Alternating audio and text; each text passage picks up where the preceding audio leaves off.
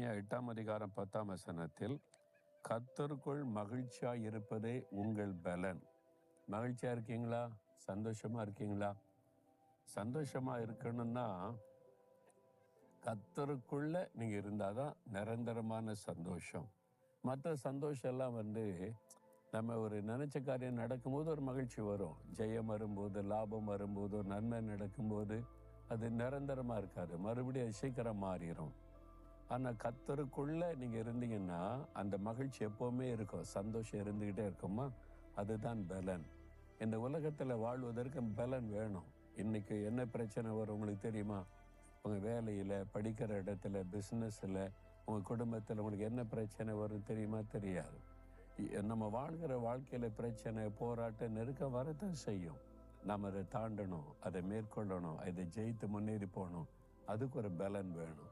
பலன் இல்லாமல் எப்படி முடியும்? அப்போ ஆவிக்குரிய பலன் வேணும். சரீரத்துக்கு பலனுக்கு சாப்பிட்றோம்ல, நல்லா சாப்பிட்டு சரீரத்தில் நல்லா திடமா இருங்க. அப்போதானே வியாதியெல்லாம் ஜெயிக்க முடியும். இல்லாட்டினா சின்ன சின்ன வியாதி கூட உங்களை வீழ்த்திருன்னு டாக்டர் சொல்லுவாங்க. அப்போ சரீரம் பலனாக இருக்க உணவு சாப்பிடுகிறோம். ஆவிக்குரிய வாழ்க்கை, நமக்குள்ள இருக்கிற ஆவிக்குரிய மனுஷன் தான் உண்மையான மனிதன். இந்த ஸ்பிரிச்சுவல் மேன் அந்த நமக்குள்ள இருப்பார். அந்த ஆவிக்குரிய மனிதன் பலனா இருக்கணும். அதில் நீங்கள் பலனாக இருந்தால் எத்தனை போராட்டம் வந்தாலும் உங்களை அசைக்க முடியாது. நீங்கள் எப்பவும் அதை மேற்கொண்டு போய்கொண்டே இருக்கலாம். ஜெபிக்க ஜெபிக்க ஒரு பலன் வரும். கர்த்தருக்குள் ஒரு மகிழ்ச்சி வரும். அப்போ கர்த்தருக்குள் மகிழ்ச்சியாக இருப்பது அதுதான் உங்களுடைய பலன். சந்தோஷமா இருக்கீங்களா? நீங்கள் சொல்லுங்கள்.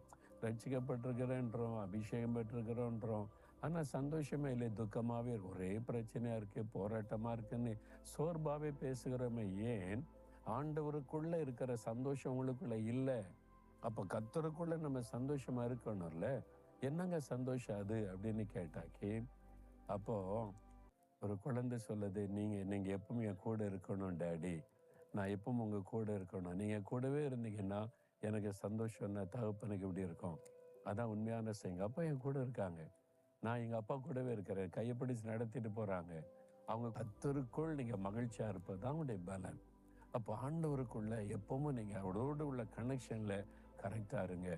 ஆண்டவருக்கு உங்களுக்கு நடுவாக யார் வரவே இடம் கொடுக்காதங்க, எந்த பாவத்துக்கு இடம் கொடுக்காதங்க. இயேசுவோடு இருக்க அர்ப்பணித்துக் கொள்ளுங்க, சந்தோஷமா இருங்க. அதுதான் உங்களுடைய பலன்.